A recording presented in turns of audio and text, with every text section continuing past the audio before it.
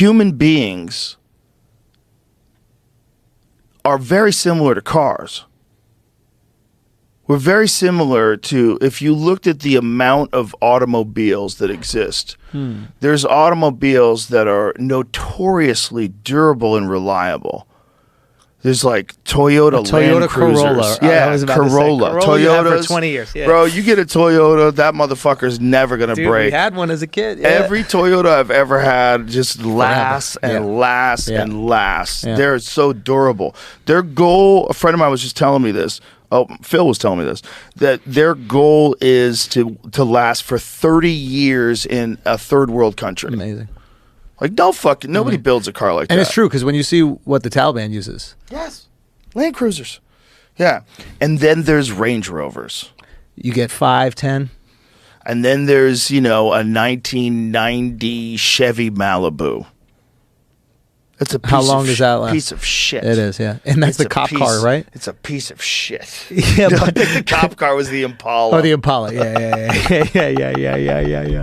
Why is that? Like, that's But another then thing. there's like a 2023 Corvette. You're like, damn. That's a great car. Yeah. It's like there's different kinds of cars. But is that a and there's choice? different kind. Nah. No, I mean by not- the manufacturer. Are they going like, if we make a car that's good for 30 years, people will keep it for 30 years. If we make a car that's good for 10, they re-up after 10.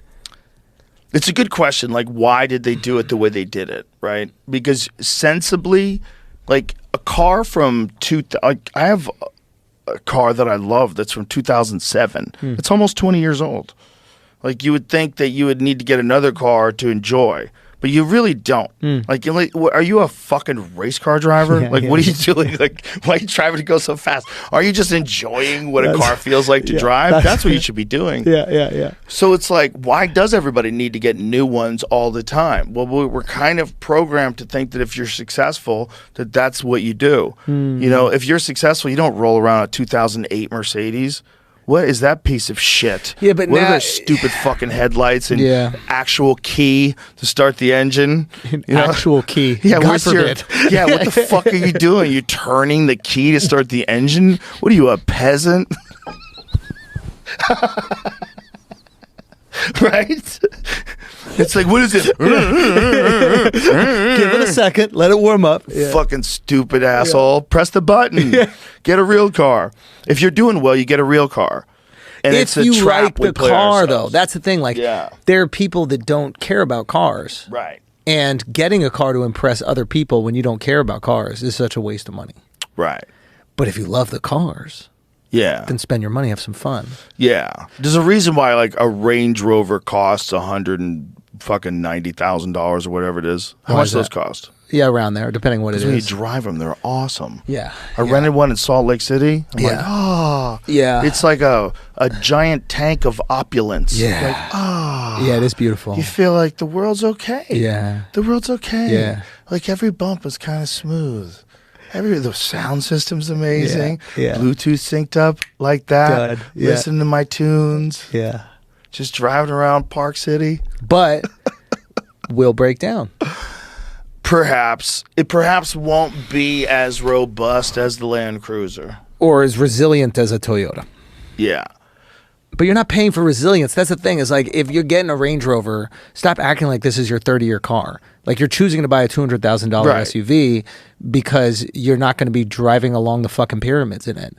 Right? Like, like, let's be honest about what's going on here. You're in stop and go traffic. Like, Right. it's going to break you're down. in Beverly Hills. What do you expect is going on here? Tim Dillon has one of those things. He got the Range. Yeah. He got a few nice cars. Tim Dillon lives like a baller. He really and I does. talk about it. I talk to him. What do you I say? encourage him to spend his money. Spend that money. Spend that money, He bro. earns it. I Good try for to him. tell all of them, I'm like, let's go. Yeah. Let's fucking go. Wait, why?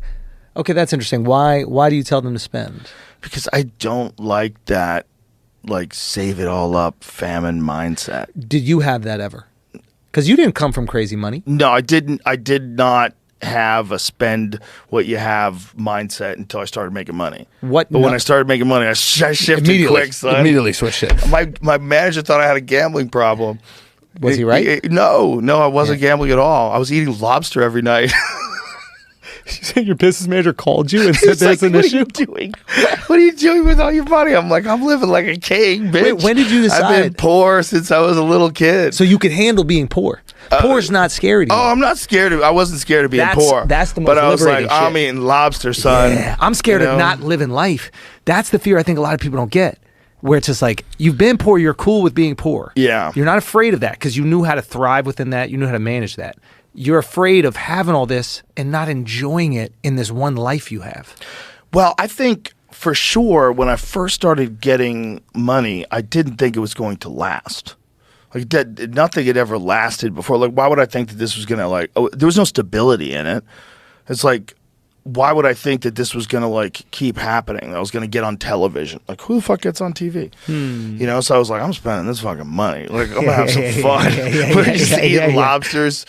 I bought a Volkswagen. I got like a 1990, that car that I showed you last night, a Volkswagen Dorado that I would bump Cool G Rap in. No, you showed me Cool G Rap. You didn't show me the car. Yeah, it was Derek then. I was telling him like I'm such a Cool G Rap fan because when I was driving the gigs in the 1990s, it was like really the best sound system I ever had in a car. I had like a nice sound system. It was like a Blaupunkt. It was kind of had a handle. You pull it out when you leave the car so no one steals it. Remember that one? The radio. Yes. Yeah, of course. The radio comes out like a fucking laptop. I was explaining this to my guys, my young guys who don't understand that the radio used to come out of the car. And their reaction was this. They would go, hold on. They go this. They go, people would steal the radio? Bro, that was the whole thing. And they would sell them too. Yeah, the radio. Yeah. Yeah. So you would get it, so it would come out on a slider. Yeah. Remember that? Yeah. You hold it up like a handbag. Yeah, there was like a little hook walking that you around. could, So dudes would be walking around with their fucking Blaupunk at the bar. People would put a little sign on their car. Yeah, please don't break in my window. Radio's not Radio in the not car. in car. Yeah. Isn't that wild? People are stealing radios. I mean, that all went away. Yeah. Once it became like an integrated computer system with Apple CarPlay and Android Play and all that. And once just having iPod got cheap, like just having music on you, it was on your phone. Yeah. People don't give Steve Jobs enough credit for that. Like he really stopped a lot of like car theft. Like breaking into cars. Probably. Yeah. When the ability to get a song, like what we were doing last night. Dude. Like the ability to get a song, like literally instantaneously and just like using your thumbs and bam. You blasting 90s hip hop last night. Bro. That's my shit. I had no clue that you like 90s hip hop.